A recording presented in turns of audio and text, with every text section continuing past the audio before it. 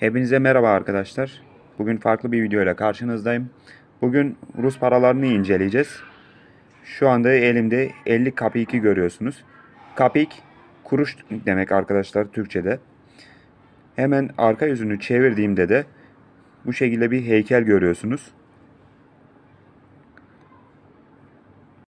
Şu anda da elimde 1 rubleyi görüyorsunuz.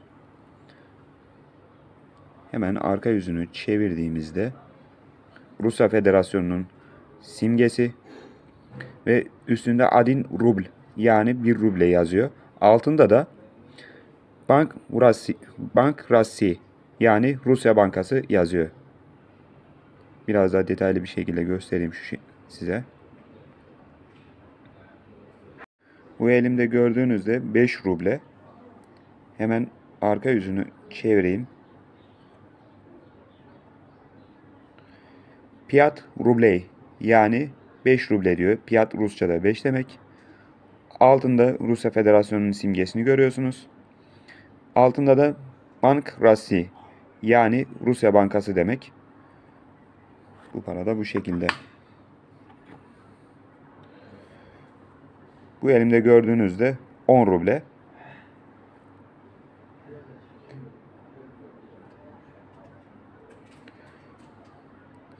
Arkasında Rossiyskaya Federatsiya yani Rusya Federasyonu yazıyor. Altında da Bank Rassi yani Rusya Bankası yazıyor.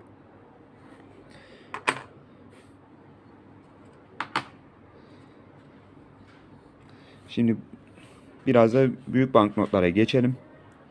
Burada 50 rublenin ön yüzünü görüyorsunuz.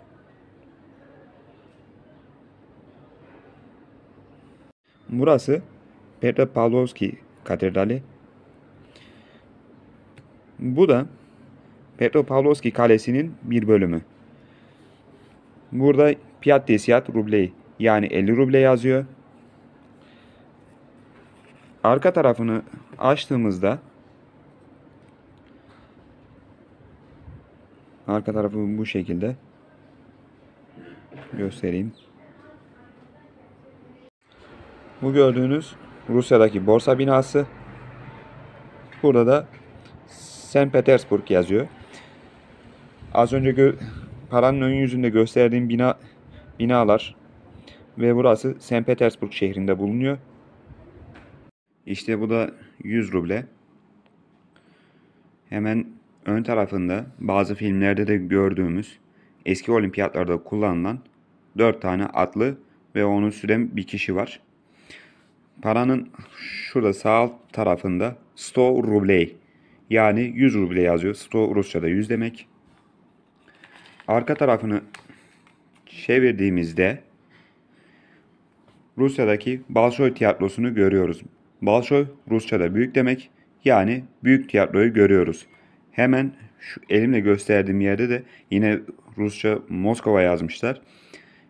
Yani Bolşoy tiyatro ve paranın ön yüzündeki heykel Moskova'da bulunuyor.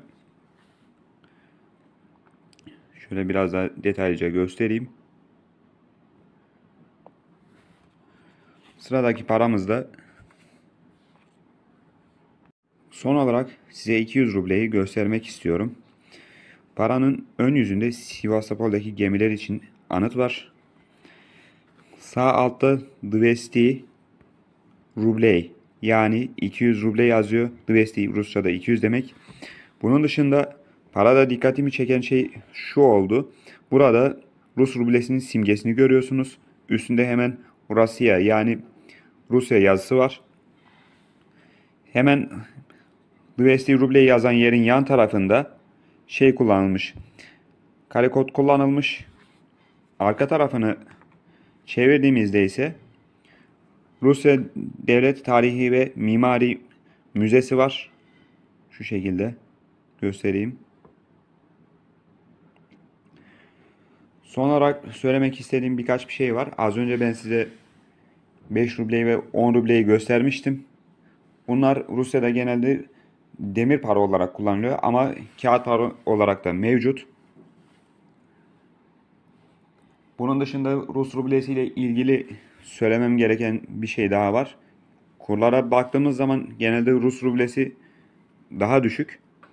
Ama Rus rublesi ekonomi literatüründe convertible para demek.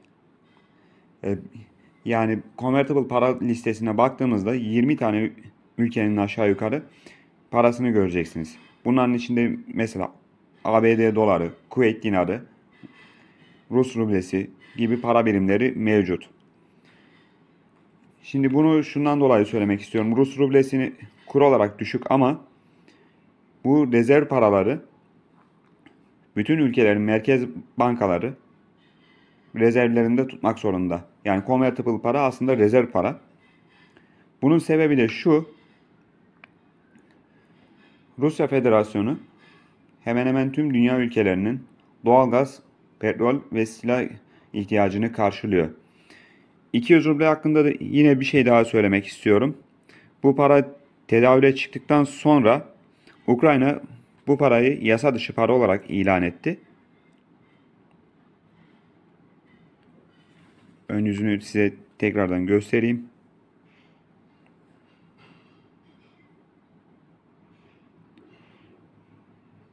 Bakın. İşte gördüğümüz gibi rubleler de bu şekilde. Bu rublelerin 500, 1000, 2000, 5000 banknotları da var. Ama o banknotlar benim elimde olmadığı için size gösteremiyorum. Son olarak şunu da söylemek istiyorum. Videolarımın devamının gelmesini istiyorsanız kanalıma abone olmanız yeterli. Bir sonraki videoya kadar lütfen kendinize iyi bakın. Görüşmek üzere.